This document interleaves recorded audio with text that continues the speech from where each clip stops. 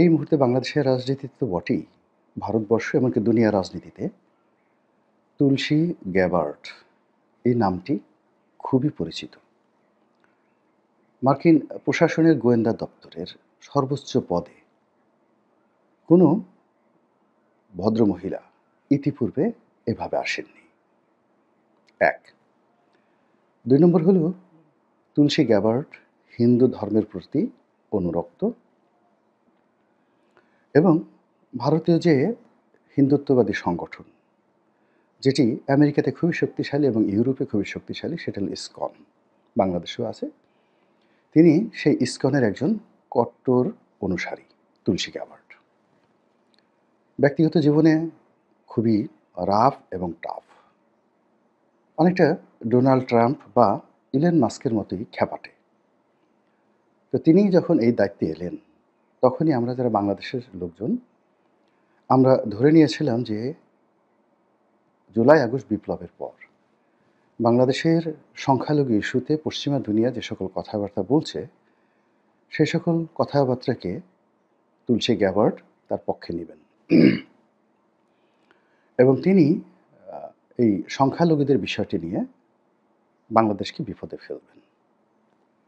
দ্বিতীয়ত, তিনি যেহেতু গোয়েন্দা সংস্থাগুলোর প্রধান, অর্থাৎ সিআইএ, এফবিআই থেকে শুরু করে মার্কিন যুক্তরাষ্ট্রের যে প্রায় ১০০-র মতো গোয়েন্দা সংস্থা রয়েছে, তো এই সেন্ট্রাল গোয়েন্দা সংস্থায় প্রেসিডেন্ট ডোনাল্ড ট্রাম্পের পরেই যার অবস্থান তিনি হলেন তুলসী গ্যাবার্ড।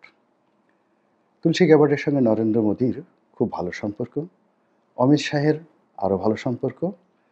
কাজেই সাইড লাইনে শেখ হাসিনার সঙ্গে তার ভালো সম্পর্ক থাকবে কিংবা সজীব ওয়াজিদ জয়ের সঙ্গে তার পরিচয় থাকবে বা থাকতে পারে, এটি খুবই স্বাভাবিক। এর কারণ হলো যে Tulsi Gabbard all on a sudden আমাদের বাংলাদেশে যারা এই মুহূর্তে উপদেষ্টা হয়েছেন তাদের মতো নয়। তার বর্ণাঢ্য সৈনিক জীবন রয়েছে, রাজনীতিতে তার বর্ণাঢ্য জীবন রয়েছে এবং সেই জীবনের কোনো ফাঁকে যেহেতু আওয়ামী লীগ তাদের পক্ষে কাজ করার জন্য বিভিন্ন লবিস্ট ফার্মকে নিয়োগ দিয়েছে, এরকম কোনো লবিস্ট ফার্মের মাধ্যমে তুলসী গ্যাবার্ডের সঙ্গে যদি আওয়ামী লীগের সিনিয়র নেতৃবৃন্দের পরিচয় হয়, হৃদ্যতা হয়, সম্পর্ক হয়, এটা অস্বাভাবিক কিছু নয়। ফলে কি হলো, তুলসী গ্যাবার্ডের নিয়োগকে কেন্দ্র করে দেশের মধ্যে যারা আওয়ামী লীগ রয়েছেন তারা, দেশের বাইরে যারা পালিয়ে আছেন তারা এবং আওয়ামী লীগ করেন না কিন্তু আওয়ামী লীগের প্রতি সহানুভূতিশীল তারা ভীষণ রকম উত্তেজিত, আনন্দে উদ্বেলিত যে তুলসী গ্যাবার্ডকে দিয়ে এবার একটা দফা রফা করা যাবে। দ্বিতীয়ত, তুলসী গ্যাবার্ড, ইলন মাস্ক এবং ডোনাল্ড ট্রাম্প এই তিনজন ব্যক্তির সঙ্গে বর্তমান ইউনূস সরকারের কোনো ভালো সম্পর্ক নেই এবং যারা উপদেষ্টা হয়েছেন তাদের সঙ্গে তো প্রশ্নই আসে না। কেননা এই উপদেষ্টারা কেউ শিক্ষক, কেউ পরিবেশকর্মী, তাদের একটা লেভেল আছে।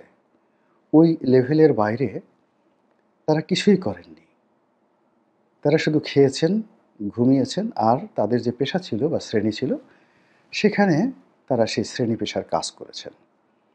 কিন্তু রাজনীতিবিদরা যেভাবে সারাদিন টরে টক্কা কিংবা সারাদিন টোটো করে ঘুরে বেড়ায় কিংবা টোটো কোম্পানির ম্যানেজার হিসেবে কাজ না থাকলেও 18 ঘন্টা ব্যস্ততা দেখায়, এইরকম এখন উপদেষ্টা মণ্ডলীদের কারোর মধ্যে ওই টোটো কোম্পানির ম্যানেজারশিপের অভিজ্ঞতা নেই। ফলে একজন রাজনীতিবিদ ঢাকা শহরের পতিতাবৃত্তি, গাঁজা, মদ, ফেনসিডিল এইগুলো থেকে শুরু করে অলি আল্লাহ, গাউস কুতুব, পীর মাশায়েখের দরবার, মাজার তারা ভালো জানে। তারা আন্ডারওয়ার্ল্ডের ডন যারা আছেন, কথায় কথায় খুন করেন, তাদের সাথে ওঠা বসা করেন। আবার একই সঙ্গে তরকারি বিক্রেতা, রিকশাওয়ালা এদের সঙ্গে তাদের হৃদ্যতা অনেক বেশি। তাদের সঙ্গে কূটনীতিবিদদের ভালো সম্পর্ক রয়েছে, দেশের বাইরে তারা নির্বিঘ্নে যাতায়াত করেন, তাদের অর্থনৈতিক সঙ্গতি রয়েছে। ফলে পলিটিশিয়ান যারা আছে এটা ইউনিক ক্রিয়েচার। আওয়ামী লীগের যারা লোকজন রয়েছেন তাদের এই ক্যারিকেচার মোকাবেলা করার ক্ষমতা কেবলই মাত্র বাংলাদেশে বিএনপির আছে আর কিয়দাংশ জামাতের আছে। কিন্তু এখন ডক্টর মোহাম্মদ ইউনূস থেকে শুরু করে অন্য যারা আছেন তাদের আসলে এই যোগ্যতা ও অভিজ্ঞতা নেই। ফলে ডোনাল্ড ট্রাম্প, তুলসী গ্যাবার্ড কিংবা রিপাবলিকান পার্টি এটাকে রাজনৈতিক দলগুলো যেভাবে হ্যান্ডেল করতে পারবেন, বর্তমান সরকার সেটা পারবেন না। ফলে কি হলো? ডোনাল্ড ট্রাম্প ক্ষমতায় আসার পরই আমাদের সরকারের মধ্যে এক ধরনের অস্থিরতা এবং সরকার বিরোধীদের মধ্যেও এক ধরনের অস্থিরতা বিরাজ করছে। তারা ডোনাল্ড ট্রাম্প এবং নরেন্দ্র মোদীর বৈঠককে নিয়ে নানা রকম সমীকরণ তৈরি করেছে। আবার তুলসী গ্যাবার্ডের ভারত সফর এবং সেখানে নরেন্দ্র মোদীর সঙ্গে সাক্ষাৎ এবং ক্লোজ ডোর মিটিং ভারতীয় সেনাপ্রধান এবং অজিত দোভাল, যিনি ভারতের নিরাপত্তা বিষয়ক প্রধান উপদেষ্টা, তার সঙ্গে একেবারে ক্লোজ ডোর বৈঠক এবং তার কিছু সময় সরকারি কর্মকাণ্ডের বাইরে, অর্থাৎ এই সময়টি তিনি কি করেছেন কেউ বলতে পারে না। হয়তো তিনি শেখ হাসিনার সাথে দেখা করেছেন, হয়তো তিনি আজমির শরীফে গিয়েছেন, হয়তো তাজমহলে গিয়েছেন, হোয়াট এভার মেবি, কিন্তু ওই সময়ের হিসাব পাওয়া যাচ্ছে না। এবং বৈঠক শেষে তিনি যে বক্তব্য দিয়েছেন, এটি ভারত তো বটেই, বাংলাদেশের সকল পত্রপত্রিকার একেবারে লিড নিউজ হয়েছে। তিনি বাংলাদেশের বিষয় নিয়ে গভীরভাবে উদ্বিগ্ন। এটার ইংরেজি যদি করেন আরও ডেঞ্জারাস। এক নম্বর হলো যে উদ্বিগ্ন। উদ্বিগ্ন শব্দটি বুঝতে হবে। এটা কূটনীতির ভাষা, তার সঙ্গে সঙ্গে গ্রামেটিক্যাল। তো উৎকণ্ঠা, আশঙ্কা এবং উদ্বিগ্নতা, এই তিনটার মধ্যে উদ্বিগ্ন হলো সুপারলেটিভ, সবচেয়ে বেশি। অর্থাৎ একটি মানুষ যখন তার পঞ্চ ইন্দ্রিয় দিয়ে কোনো একটা বিষয়কে ভয় পায়, তার ৫টি ইন্দ্রিয় দিয়ে, তারপরে মানুষের অর্থনৈতিক ব্যবসা বাণিজ্য লেনদেন যখন আবার সেটার জন্য একটা আতঙ্ক তৈরি করে, এবং মানুষ যখন শারীরিকভাবে অপদস্থ, অসম্মানিত, আঘাতপ্রাপ্ত হওয়ার আশঙ্কা করে, এবং মানুষ যখন প্রাণ হারানোর আশঙ্কা করে, তখন সেখানে উদ্বিগ্ন শব্দটি ব্যবহৃত হয়। সেটি তুলসী গ্যাবার্ড ব্যবহার করেছে, যে এখানে বাংলাদেশের ব্যাপারে তারা গভীরভাবে উদ্বিগ্ন। এখন গভীর শব্দটাও ব্যাখ্যা করতে হবে। গভীরটা হলো যে এটি হলো সিঙ্গুলার নাম্বার নয়, প্লুরাল নাম্বার। এখানে তারা যে সংখ্যালঘুদের কথা বলছে তারা, আমেরিকার স্বার্থ সংশ্লিষ্ট যে পক্ষ রয়েছে তারা, ভারতের স্বার্থ সংশ্লিষ্ট যে বিষয় রয়েছে তারা, বাংলাদেশে যারা আমজনতা, সাধারণ জনতা রয়েছেন তারা সহ সকলের ব্যাপারে সম্মিলিতভাবে এই তুলসী গ্যাবার্ড উদ্বিগ্ন। এই উদ্বিগ্নটা কালেকটিভলি বোঝানোর জন্য তিনি ব্যবহার করেছেন গভীরভাবে উদ্বিগ্ন। কূটনীতির ভাষায় এর চাইতে চপেটাঘাত আর থাকে না। এটি বর্তমান সরকারের জন্য একটা বিরাট আপদ, বিরাট বালা, বিরাট মুসিবত। এবং তুলসী গ্যাবার্ড যে কথা বলেছেন সেটি জাহাঙ্গীর কবির নানকের বক্তব্যের মতো শোনাচ্ছে, বাহাউদ্দিন নাসিম সাহেবের বক্তব্যের মতো শোনাচ্ছে।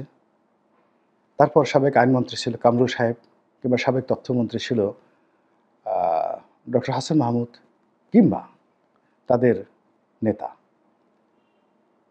জনাবা শেখ হাসিনা। মনে হচ্ছে তুলসী গ্যাবার্ডের কণ্ঠে তারাই কথা বলছেন। এখন এই বিষয়গুলো ভারত ম্যাটারালাইজ করবে, এটাকে মার্কেটিং করবে ভারত, এবং এটাকে ইস্যু করে ভারত কি করতে পারে। তাদের military point of view, diplomatic point of view and political point of view, এই তিনটা পয়েন্ট অফ ভিউ থেকে তারা কি কি করার অধিকার রাখে, এটি আমাদের দেশে যারা নিরাপত্তা বিশ্লেষক আছে তারা খুব ভালো করে জানেন। যারা রাজনীতি নিয়ে বিশ্লেষণ করেন তারাও জানেন। আর 1971 সন থেকে আজ অবধি ভারতের সঙ্গে আমাদের যে দ্বিপাক্ষিক চুক্তিগুলো হয়েছে, সেই চুক্তিগুলোতে যে সকল গ্যারান্টি ক্লোজ রয়েছে ভারতীয় স্বার্থ রক্ষার জন্য, সেই গ্যারান্টি ক্লোজ অনুযায়ী ভারতীয় সেনাবাহিনী, ভারতীয় বিএসএফ, ভারতীয় পুলিশ বাহিনী, এমনকি ভারতীয় জনগণ, তারা কি করতে পারে সেটা নিয়ে আমাদের বোধহয় চিন্তা করার সময় এসেছে। আমরা অনেক কিছু ভাবি। আপনারা জানেন যে একসময় ইরানে হঠাৎ করে একটা বিপ্লব শুরু হয়ে গেল এবং বিপ্লবের মধ্যে রেজা শাহ পাহলভি ৫০-এর দশকে ইরান থেকে পালিয়ে গেলেন। পালিয়ে যাওয়ার পরে সেখানে একটা নির্বাচন হলো, পপুলার নির্বাচন, একেবারে ফ্রি ফেয়ার ইলেকশন। আমাদের বাংলাদেশে ধরুন ১৯৯১ সালে যেমন নির্বাচন হয়েছে, ৯৬ তে হয়েছে, ঐরকম ফ্রি ফেয়ার নির্বাচন হলো এবং সেই নির্বাচনে মিস্টার মোসাদ্দেক ইরানের প্রধানমন্ত্রী হিসেবে ক্ষমতা লাভ করলেন। কিন্তু পরিস্থিতি এমন একটা পর্যায়ে আমেরিকা নিয়ে গেল, মোসাদ্দেক ক্ষমতায় থাকতে পারলেন না এবং রেজা শাহ পাহলভি আবার ক্ষমতায় এলেন। এটি ৫০-এর দশক থেকে আবার তাকে অলমোস্ট প্রায় ২৭-২৮ বছর আবার তাকে ক্ষমতায় রেখেছিল। আয়াতুল্লাহ খমেনি এসে দ্বিতীয়বার তাকে পদচ্যুত করেন। এরকম অনেক ইতিহাস রয়েছে। দ্বিতীয় বিশ্বযুদ্ধের পর, প্রথম বিশ্বযুদ্ধের পর পশ্চিমারা অনেক দেশে শাসক বসিয়েছেন, প্রশাসক বসিয়েছেন, অনেককে রাজা বানিয়েছেন। মক্কার শরীফ হুসাইন, এখন যে জর্ডানের বাদশা, তার দাদার দাদা, তাকে সেই আজকের যে জর্ডান পশ্চিম তীর এই এলাকার বাদশা বানিয়ে দিলেন। এরপর তার এক আত্মীয় ফয়সালকে ইরাকের বাদশা বানিয়ে দিলেন। এরকম অনেক কিছু রয়েছে।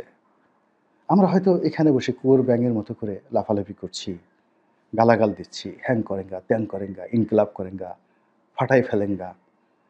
কিন্তু বিশ্ব রাজনীতির যে ধরন এবং প্রকৃতি, সেই প্রকৃতি এরকম যে কখনো কখনো চেঙ্গিস খানদের মতো লোক, হালাকু খানের মতো লোক, তারা তাদের কাছে যারা আশ্রয় নিয়েছে তাদেরকে এনে ক্ষমতায় বসিয়ে দিয়ে গেছেন।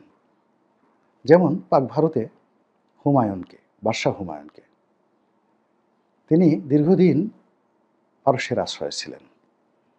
যখন শের শাহের মৃত্যু হলো এবং তার সন্তানেরা দুর্বল হয়ে গেল, তখন পারস্যের সম্রাট সৈন্য দিয়ে, সামন্ত দিয়ে তিনি ভারতবর্ষে হুমায়ুনকে পাঠিয়ে তিনি ক্ষমতায় বসিয়ে দিয়ে গেলেন। এরকম আমি শত শত উদাহরণ দিতে পারবো। কাজে শেখ হাসিনাকে নিয়ে আপনারা যেভাবে ঠাট্টা করছেন, মশকরা করছেন, যেভাবে নাকে তেল দিয়ে ঘুমাচ্ছেন, তুলসী গ্যাবার্ডকে আপনারা যেভাবে তুলসী পাতার মতো মনে করছেন,